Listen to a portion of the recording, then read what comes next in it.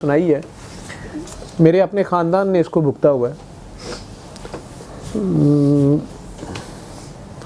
आप लोगों ने सुनी भी है सारों ने या नहीं सुनी है? मैं दोबारा फिर सुना हुआ नहीं सुनी नहीं। अच्छा, मैंने इतनी बार तो सुनाई भी है पहले। हमने मेरे दादा अबू हमें ये कहानी, मैं तो उनसे मिला नहीं, फौत हो गए वो चौधरी फ़िरोज़ खान मेरे से बहुत पहले, लेकिन मेरी पैदाइश से शायद 20 साल पहले फौत हो गए। लेकिन वो जो मेरे बड़े कज़न्स हैं, बड़े ताया अबू के बच्चे और सारे, उन्हें वो सुनाते थे, अपने बेटों को सुनाते थे। एक तस्वीर उनके पास थी उस ज़माने की जिसमें वो मज़दूरी कहीं कर रहे हैं अंग्रेज़ों के साथ, कोई वो पिक्चर थी उनके पास। वो जब उनके पांचों बेटे जीसी से पढ़ गए और बड़े बड़े अफसर लगे तो वो कहते होते थे कि ये तस्वीर पास रखना और ये याद रखना कि अगर ये वक्त नहीं रहा तो ये भी नहीं रहेगा, कभी जुल्म ना करना।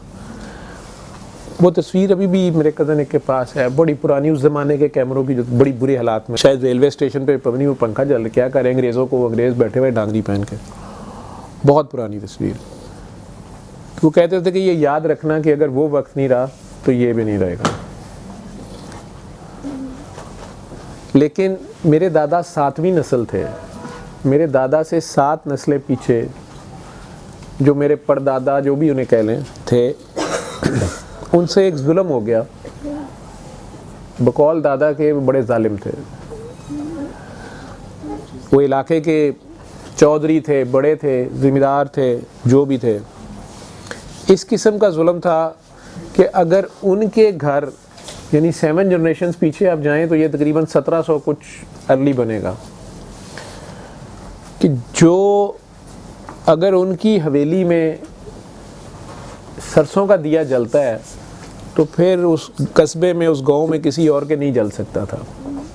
उनके घर में गेहूं या गंदम की रोटी पकती थी तो कोई और उस कस्बे में गंदम की रोटी नहीं खा सकता था, वो जौ खाएंगे।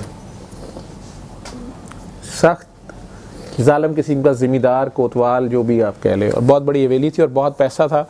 और वो अशरफियाँ उस ज़माने में शायद होती थी, वो उनके पास इतनी थी कि वो उन्होंने उस हवेली में देगें जो लोहे की होती हैं वो ज़मीन में दबाई होती थी, और वो एक देग अशरफियों से भर जाती थी तो फिर दूसरी होती थी, फिर तीसरी होती थी, कोई इस तरह देगें भी उनकी अशरफियों की थी।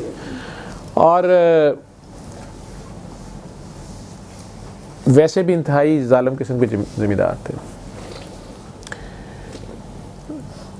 वैसे हम पीछे कुतुब शाही फुकर हैं, बहाउद्दीन ज़करिया मुल्तानी और कुतुब शाह और हज़रत अली तक सिलसिला जाता है। मैं इस पे बात नहीं करता होता, मुझे शर्म आती है इस बात पे, मुझे नहीं पता, एम ही कहता रहूँ। करतूत ऐसी नहीं है तो बंदा इतनी बड़ी बात नहीं करनी चाहिए। वो सारी चीज़ें अपनी जगह थी, लेकिन ये साहब बहुत सख्त है। तो एक दिन कोई उनका मज़ारा या जो उनका नौकर था, यंग लड़का था, उस लड़के का बाप बूढ़ा था और वो उससे काम नहीं होता था। तो वो बाप इनके पास आया कि आप ये मेरे छोटे बेटे को रख लें और बड़े वाला मेरा काम कर दिया करें, क्योंकि मैं कर ही कुछ नहीं सकता। तो छोटा बेटा था उसका कोई 10-12 साल का, कि ये आपके साथ काम करेगा। उन्होंने इनकार कर दिया। तो वो बड़े बेटे ने, वो उनके चौधरी साहब के सामने अकड़ गया वो कि मैं काम करता ही नहीं हूँ। तो उस ज़माने में वो लकड़ी के खंबे होते थे, वो लकड़ी के खंबे के साथ बांध के तो उसको हंटर या जो भी चीज़ थी उससे वो मार रहे थे। उसे बांधा हुआ था और वो मारी जा रहे थे चौधरी साहब। और वो बाप बूढ़ा जो उस लड़के का था और छोटा भाई, वो उनके मिन्नते तरले माफ़ियाँ मांग रहे थे, लेकिन वो नहीं छोड़ रहे थे, क्योंकि वो लड़का अकड़ा हुआ था। वो कहता मैं नहीं करूँगा काम, मार लो तुम मुझे। उस दौरान एक नंगा फ़कीर, तसव्वुफ़ में नंगे फ़कीर की टर्म यूज़ होती है, बहरहाल आप ऐसे ही समझ लें कि अलफ़ लीला नंगा था। तो वो नंगा फ़कीर कोई सैयद वो वहाँ आ गया। वो कुछ देर ये तमाशा देखता रहा, तो उसने उन्हें कहा कि इसको छोड़ दो और छोटे को रख लो। उन्होंने कोई छांटा उसको भी मार दिया। ये कह दिया अपने काम करूँगा। वो चौधरी साहब थे, लैंडलॉर्ड। बहरहाल उन्होंने उस लड़के को इतना मारा कि वो मर गया। जब वो मर गया तो वो फ़कीर वहीं पास कहीं था, या वो आया वो देखता रहा कुछ देर, वो बाप रो रहा था उसके साथ, गले लग के बच्चे को अपने को लाश उठा रहा था, वो छोटा बच्चा पास खड़ा था। इनका जो हवेली थी हमारी वो ऊंचे एक, उसे टिब्बा गांव में कहते हैं, या ऊंची जगह पे थी, बाकी गांव नीचा था। ये अभी नारोवाल से लोग आए हुए थे, उसके साथ जफरवाल है और उधर छोटा सा गांव खोखरा चक खोखरी, वहाँ था ये।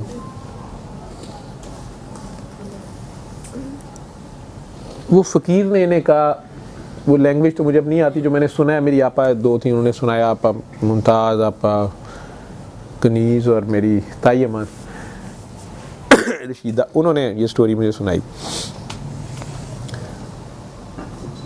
उसने कहा कि क्या फ़ायदा हुआ तुम्हें, ये ना तुम्हारे काम का रहा ना उसके काम का, बूढ़े के काम का रहा। तुम्हें कहा था कि इसको छोड़ दो, इसको बूढ़े के काम का रहने देते, अब ये ना तेरे काम का ना बूढ़े के काम का। वो अब गुस्से में खड़े, बंदा बच्चा मार के होगा, उसकी जागीर थी, ये जो भी था। उन्होंने दोबारा कहा ये बूढ़ा अब क्या करेगा। वो फकीर ने जब ये कहा तो उसे कहने लगे कि वो उसके पास छोटा है ना। अब ये जो चौधरी साहब थे, इनके 5 बेटे थे, जो मेरे दादा के जो होंगे 5 बेटे थे। वो फकीर ने भी इसी तरह कहा, उसने कहा तेरे लिए भी छोटा काफ़ी है, फिर तेरे लिए भी छोटा काफ़ी है, अगर उसके लिए काफ़ी है। वो तो चला गया। उसी रात वो 7 नाला डेक उसे कहते हैं, कश्मीर के पहाड़ों से एकदम फ्लैश फ्लड्स आते हैं, फ्लैश फ्लड आया और वो हवेली बहा के ले गया। उसी रात वो हवेली बहा के ले गया और वो हवेली जड़ों से उखड़ गई। वो देगें, वो सियालकोट के, मैं बताता होता हूँ कि जो लोकल टप्पे गाते हैं ना, उनमें वो उस वाक़े के गाने भी बने हुए हैं कि देगा छन छन कर दियाँ जांदियाँ, तो ये वो बड़ा मशहूर वाक़या है उधर का। देगें शगें चले गई, दरख्त पे चढ़ के एक चौधरी साहब ने जान बचाई और एक छोटे बेटे ने, और उनके सामने सब कुछ लुट गया और 4 बेटे भी गए। सैलाब होता है, सैलाब ख़त्म हुआ तो चौधरी साहब के पास कोई सबूत नहीं, खुद भी बहुत बूढ़े थे जैसे भी थे, और वो एक लड़का। ज़मीन जायदाद जिसकी हथे चढ़ी चढ़ी, उस गांव में किसी के साथ अच्छा तो किया नहीं हुआ था, गुर्बत आ गई। हुआ क्या कि अगली 7 नस्लें, बेटियां जितनी मर्जी पैदा होती थी, वो जो एक लड़का बचा, जब उसकी शादी हुई और फिर आगे एक बड़ा बेटा होता था, बीच में बेटियां या गैप होती थी, फिर एक छोटा बेटा होता था। सिर्फ 2 बेटे पैदा होते थे, 7 नस्लें, और मेरे दादा 7वीं नस्ल थे। जब वो बड़ा बेटा 21, 22, 24, 25 साल की उम्र में आता था, जवानी में आता था, बाप ज़ाहिरी बात है उस पर मेहनत करता था, उसको उस ज़माने के मुताबिक कोई हुनर या पढ़ाई लिखाई या जो भी करता था। छोटा अभी 8-10 साल का होता था, बड़ा 21-22, वही खेल। वो अजीबोगरीब बुखार आता था या बीमारी होती थी और वो बच्चा बड़े वाला मर जाता था किसी ना किसी हादसे में, किसी ना किसी वजह से। अमूमन वो बुखार होता था, बड़ा बुखार, और वो मर जाता था। और पूरे इलाके में ये मशहूर हो गया हमारे घर के बारे में कि हम कर्स्ड हैं, हमने बद्दुआ ली हुई है, क्योंकि ये एक नस्ल नहीं हुआ, दूसरी नस्ल, तीसरी नस्ल, चौथी नस्ल, 5वीं नस्ल। हम जो बहुत शजरे वाले थे, हम जो ख़ानदान में, बरादरी में बहुत बड़ा घर थे, ना शजरे की खबर रही ना अपनी रही, गुर्बत इंतहाई आ गई। मेरे दादा 7वीं नस्ल पे आ गए, और ये मकाफात अमल पे 7वीं पे आके भी अगर जिस सब्जेक्ट में आपकी सप्ली आई होती है उसी का टेस्ट असल में आ रहा होता है, अगर वो आप ना पूरा करें तो 7वीं नस्ल के बाद वो नस्ल ख़त्म कर दी जाती है। ये अजीब खेल है, ये रूहानियत की ज़ुबान है, ये पागलों की ज़ुबान है। ये आप लोगों को समझ आए या ना आए, मैं मुल्ला से नहीं बहस कर रहा, लेकिन ये हमारी तन बीती है, ये हमारी जग बीती है, हमारे पे गुजरी हुई है। 7वीं नस्ल पे आके मेरे दादा कहते मैं 10-12 साल का था, ये हाथ पाँव के बहुत मजबूत थे, और बड़ा भाई जो था वो बड़ा कमज़ोर, और उसके पढ़ने का बहुत शौक़ था उन्हें। मेरे पास ताया का लेटर पढ़ा, मैं कल पढ़ रहा था, रो रहा था, उसमें उन्होंने ये वाक़या इस तरह लिखा हुआ है, कुछ नरेशन की हुई है, कैसे कैसे हालात से वो गुज़रे। पहले तो छोटा भाई बड़े भाई को ले गया, बड़ी बहन कहीं ब्याही हुई थी, तारागढ़ इंडिया में कोई जगह है अमृतसर, तो वहाँ चलते हैं, यहाँ से जो बीमारी लगती है वो आपको लगे ही ना बड़े भाई को। वहाँ गए तो ज़ाहिर बात है वो बहन का ससुराल था, भाइयों की वहाँ क्या, वहाँ भी मजदूरी करनी थी, पढ़ाई तो नहीं किसी ने करनी थी।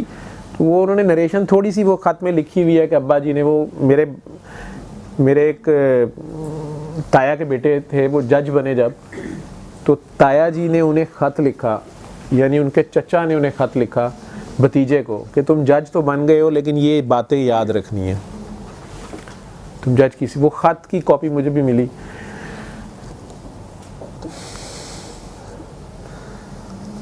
उसमें उन्होंने वो वाक़या भी लिखा हुआ है।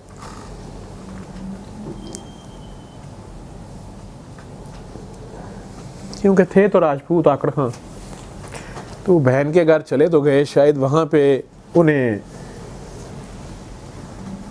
रहना, या वो लोगों ने उन्हें रहना पसंद नहीं किया या क्या किया। ये दोनों बच्चे, दादा 12 साल 14 साल के और बड़े भाई ज़रा बड़े।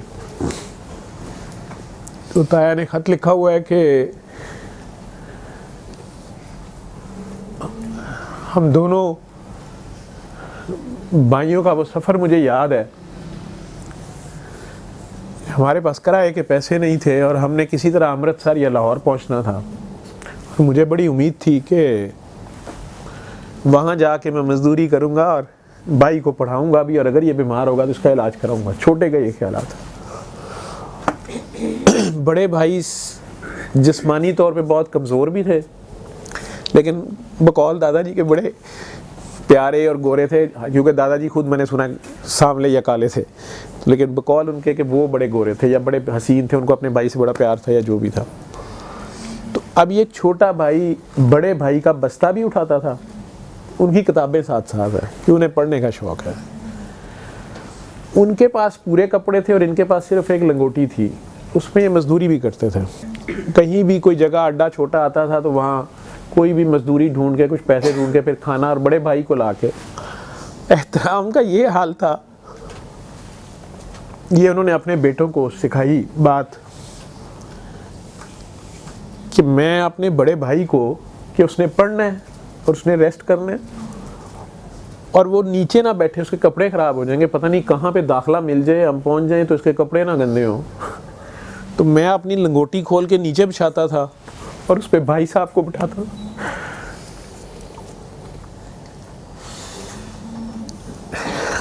आई एम सॉरी, मैं थोड़ा जज्बाती हो गया, लेकिन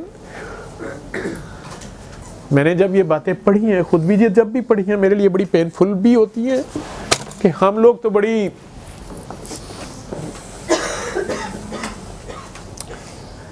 नाज़ो नाम में पले हैं।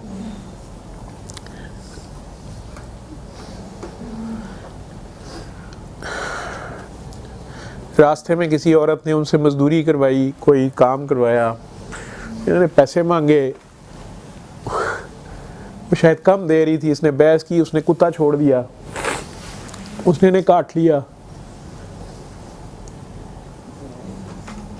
फिर वो बड़ा भाई ने उठा के फिरता रहा बेचारा, उस पे वो सारी ज़िंदगी बड़े शर्मिंदा रहे कि मेरे बड़े भाई ने मुझे उठाया। खैर,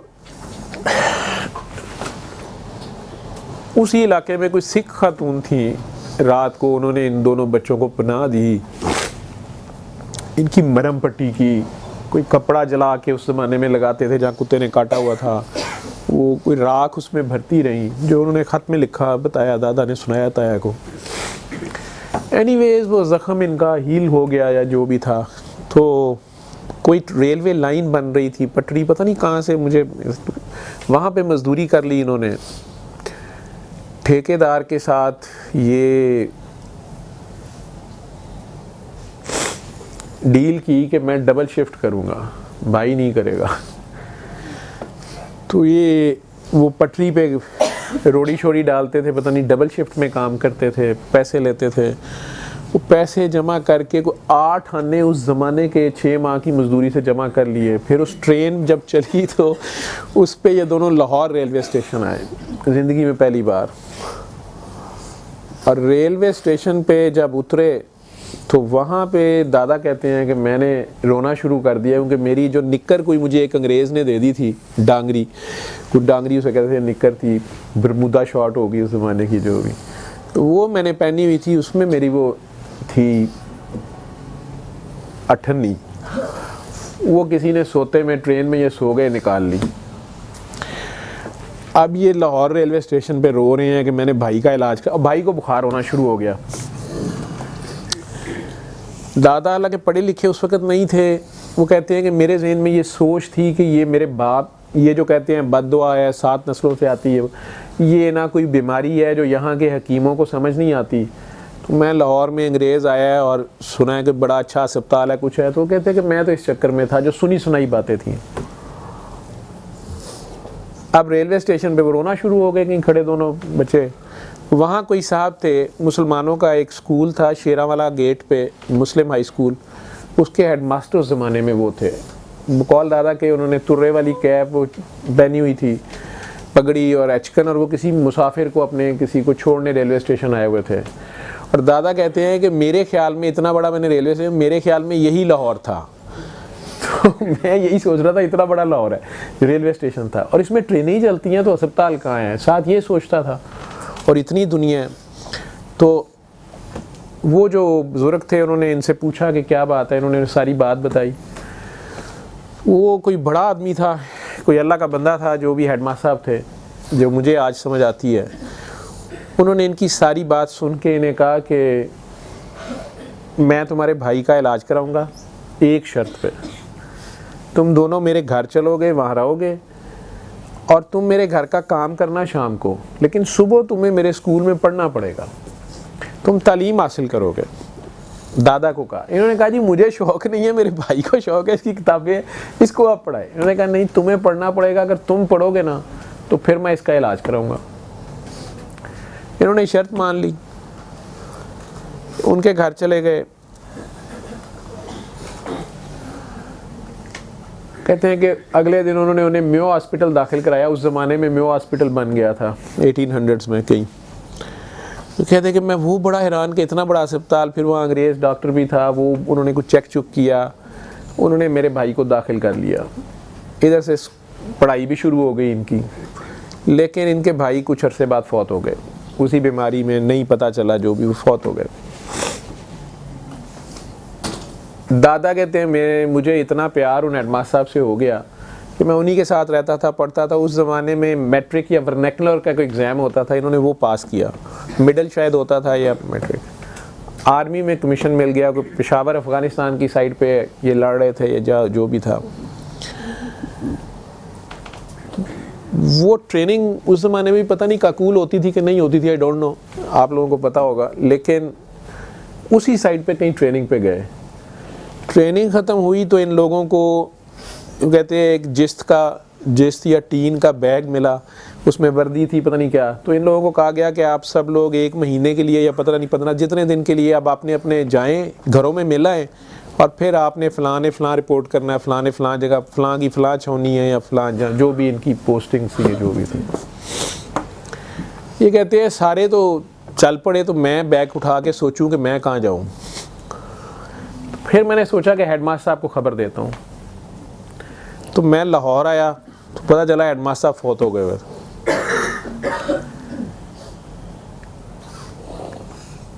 कहते फिर मैंने सोचा कि मैं अपने गांव जाता हूँ, पीछे खबर लेता हूँ, थोड़ी सी ज़मीन भी थी, जो भी था वो कौन ले गया, क्या बना क्या नहीं बना। वर्दी उस ज़माने में वर्दी ये पहनी हुई थी और उसी में ये वहाँ चले गए। वहाँ ताउन की वबा फैली हुई थी।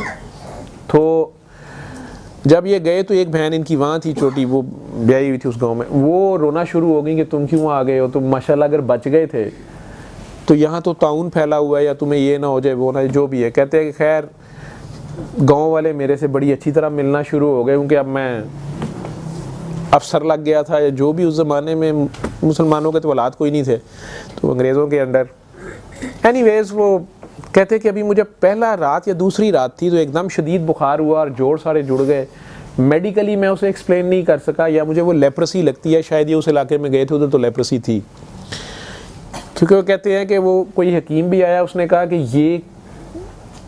ये प्लेग नहीं है, ताउन नहीं है, लेकिन ये कोड़ है, कोड़ लेप्रोसी को कहते हैं, क्योंकि इनके ज़ख़म जिल्द पे होना शुरू हो गए और उनके ऊपर वो आग लगा के उसने शायद देखी तो उसने, इन्हें आग ही नहीं महसूस हुई, जलन नहीं हुई, उसने कहा ये कोड़ है, ये सारे गांव में फैल जाएगी। तो कहते मैं उठ बैठ ही नहीं सकता था, तो वो गांव वालों ने डंडे बांस के ला के, उसी टीले पे गांव था जहाँ कभी हवेली थी 7 नस्लें पीछे, उन्होंने बांस के डंडों के साथ इनको नीचे फेंक दिया, रोल कर दिया कि तुम जाओ, तुम बीमारी ले आए हमारे गांव में, बीमारी फैल जाएगी। और ऊपर से कोई गांव के जो बच्चे बाले थे वो पत्थर मारना शुरू हो गए या पता नहीं क्या करना शुरू हो गए, ये यहाँ से दूर हो जाए।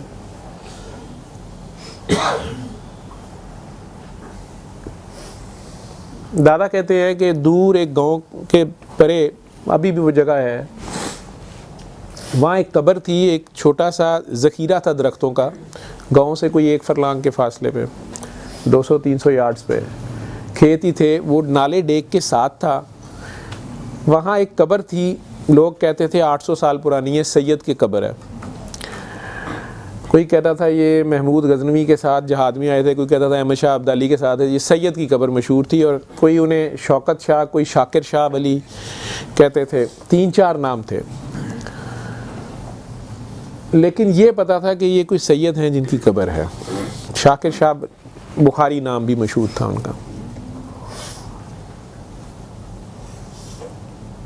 और वहाँ की उस जगह की करामत ये थी कि जितना मर्जी सैलाब आता था, हालांकि वो जगह नशेब में थी, एक तो वहाँ वो स्लांट है शायद, वहाँ पानी नहीं रुकता था, और एक वो कब्र नहीं बहती थी, हालांकि मिट्टी की कब्र थी।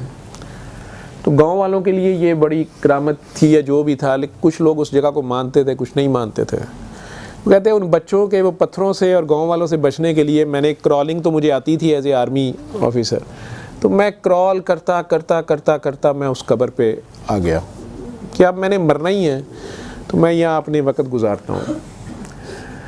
कहते अगले दिन गांव में से एक मौलवी साहब आए, क्योंकि वो मिक्स गांव था, हिंदू भी थे, सिख भी थे, मुसलमान भी थे। तो कहते हैं वो मौलवी साहब जो मस्जिद वाले थे कोई, वो आए, उन्होंने मुझे दूर से आवाज़ दी और एक प्लेट और गिलास सिल्वर का उन्होंने रखा, और उन्होंने मुझे कहा कि फ़िरोज़ मैं दिन में एक बार आऊँगा, इसमें पानी डालूँगा और ये रोटी रखूँगा, लेकिन शर्त ये है कि जब मैं गांव पहुंच जाऊं तब तुमने करीब आना है, तो मेरे करीब नहीं आना। कहते मैं उन्हें क्या कह सकता था। वही हुई, वो डाल के चले गए, मैंने क्रॉल करना और उस रोटी सालन तक पहुंचना और वो पानी का एक गिलास पीना, और फिर क्रॉल करते करते वापस उस कब्र से आगे टेक लगा लेनी और पड़े रहना, शदीद बुखार और उसी हालत में। तो कहते हैं कि एक आध बार ऐसा भी हुआ कि मेरे उस प्लेट तक जाने से पहले कोई कौवा आ गया, मैंने पानी पी के आ जाना। 7वां दिन था, वो कहते हैं कि एकदम मेरी आंखों के सामने अंधेरा आना शुरू हो गया, मुझे लगा कि शायद पूरे आसमान पे अंधेरा हो गया और कोई बहुत बड़ा परिंदा है या उकाब है या कोई बला टाइप चीज़ है, और वो बरगद का दरख्त था, बोर्ड जिसे आप लोग कहते हैं, अभी भी वहाँ है वो दरख्त। तो कहते हैं कि मैं उससे टेक या लगा के बैठता, उस दर ही कब्र थी वो। तो मुझे ऐसे लगा कि इस दरख्त के इससे भी बड़ा है ये कौवा या पता नहीं क्या चीज़ है, इतना बड़ा उसका। तो दादा का ये कहना था कि मैं 7 दिन बस दुरूद शरीफ पढ़ता रहा, क्योंकि मुझे ये होता था कि वज़ू तो मेरा है नहीं, तो दुरूद ही मुझे आता, मैं दुरूद पढ़ता था। कहते अब मैंने दुरूद तेज़ कर दिया, लेकिन उस चीज़ की इतनी हैबत थी और मैंने ये सोचा कि ये मैं मौत है, ये मेरी, ये इज़राइल है या ये मौत मेरी आ गई है। तो मैंने और बुलंद आवाज़ में दुरूद पढ़ना शुरू किया, तो मेरा शायद पेशाब भी ख़ता हो गया,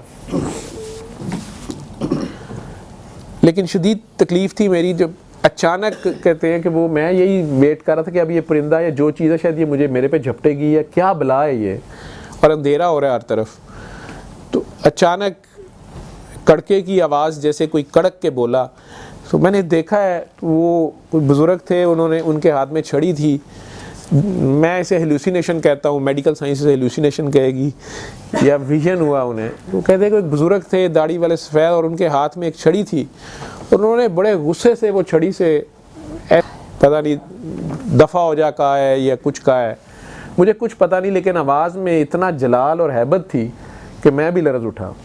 कहते वो चीज़ एकदम से मेरे सामने ऐसे हुआ जैसे कि वो बिल्कुल राख हो के गिर गई है, कुछ भी नहीं रहा, और हर चीज़ रोज़ रोशन की तरह हो गई। तो मुझे उन्होंने गुस्से से वही छड़ी मेरी तरफ करके कहा खड़ा हो। तो मैं तो खड़ा नहीं हो सकता था, मेरे जोड़ बिल्कुल हर चीज़ मेरी जुड़ी हुई थी, तो मैं नहीं उठा। तो उन्होंने दोबारा इतने गुस्से या जलाल से कहा कि मैं कहता हूँ खड़ा और भाग जा।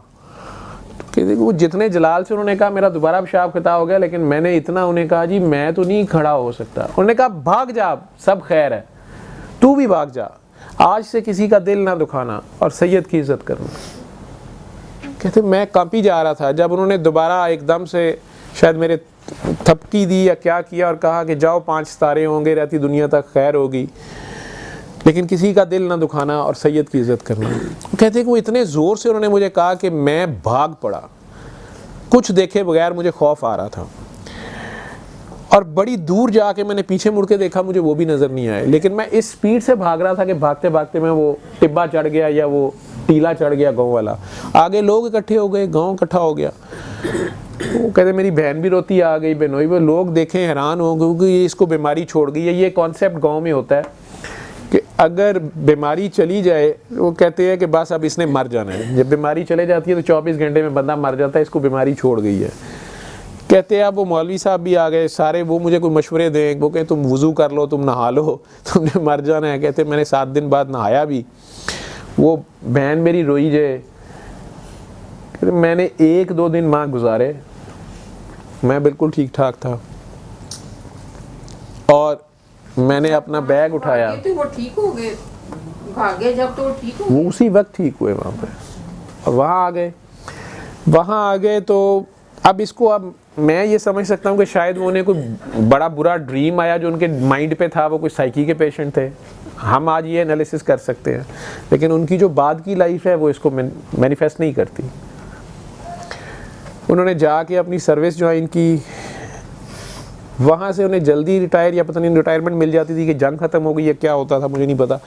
लायलपुर ज़िला गवर्नमेंट ने बनाना शुरू किया, गोरों ने, उधर जंगल था सारा, तो इन्हें घोड़ा भी मिला हुआ था, घोड़ी मिलती थी पता नहीं किसी अफसर को। तो ये कहते हैं कि मुझे अंग्रेज़ अफसर ने कहा कि फ़िरोज़ तुम सुबह से लेके सूरज गुरूब होने तक जितने एरिए में तुम घोड़े में कवर कर लोगे इस जंगल को, वो हम तुम्हें अलॉट करते हैं, लेकिन इसको आबाद करना तुम्हारी जिम्मेदारी है। इस दौरान इनकी शादी भी हो गई थी, कोई 1 आध बच्चा था छोटा सा। तो अब एक बंदा जंगल सारा कहाँ से आबाद करेगा। वो कहते हैं कि जितना भी वो एरिया मुझे मिला, फिर दादा ये आफ्टर फ्यू ईयर्स ये आए पीछे, वहाँ बहुत गुर्बत थी, लोगों की आपस में ज़मीनें बहुत डिवाइड हो गई हुई थी, बहुत ज़्यादा गुर्बत थी उस पूरे इलाके में। ये वहाँ से लोगों को अपने साथ वहाँ लाए और 5 गांव आबाद किए। राजपूत थे सारे उधर, या जो भी उन्हें लाते गए, वो ज़मीन उनके नाम लगवाते गए, अपने पास 1 मुरब्बा या पता नहीं कितनी रखी। 5 बेटे अल्लाह ने दिए, 5 को उस ज़माने में भी उन्होंने पढ़ाया, खुद मेहनत की, खेती बाड़ी की। अंग्रेज़ों ने उन्हें नंबरदार लगा दिया जो उस ज़माने में उस इलाके का होता था। लेकिन 5 बेटों को उन्होंने गवर्नमेंट कॉलेज लाहौर तक एजुकेशन, मास्टर्स, बड़े ताया अबू मेरे वकील बने बहुत बड़े, फैसलाबाद में चौधरी जलाल खान एडवोकेट, उन्हें लाला कहते थे। दूसरे भी लाहौर में पोस्ट हुए, पोस्ट मास्टर ऑफिस में। तीसरे तो डीसी कमिश्नर या डिप्टी पता नहीं कलेक्टर कहते थे उस ज़माने में, मुल्तान रिटायर हुए। शफ़ी ज़फ़र साहब, ये वसी ज़फ़र साहब के भाई जो वज़ीर कानून है। चौथे फूड में थे, तो महकमा फूड में वो भी सारी एजुकेशन सबको कराई। और मेरे वालिद साहब सबसे छोटे थे, प्रोफेसर BA चौधरी या बशीर अहमद चौधरी कहते हैं, इंग्लिश के प्रोफेसर थे। उस वक्त पहले उन्होंने ICS भी किया, फिर वो अलहदा एक कहानी है। तो दादा 7वीं नस्ल थे। तो ये कहानी वो जाते हुए अपने बच्चों को, और जो बड़े पोते थे पोतियाँ थे उन्होंने इसे सुनाई। मैंने जो सुनी है, हो सकता है मेरे बड़े कज़न्स मेरे से डिसएग्री करें इस कहानी में, या वो लड़े कि तुमने क्यों किया, ये ऐसे नहीं था वैसे। मुझे जहाँ जितनी मेरे तक पहुँची, जो इसमें मेन क्रक्स है वो बात है उसकी, कभी किसी का दिल ना दुखाएं, किसी की आह ना लें। ये 7 नस्लें फिर जाती है। अगर आप रास्ते ले रहे हैं वो सारा कुछ ही साथ आएगा ना।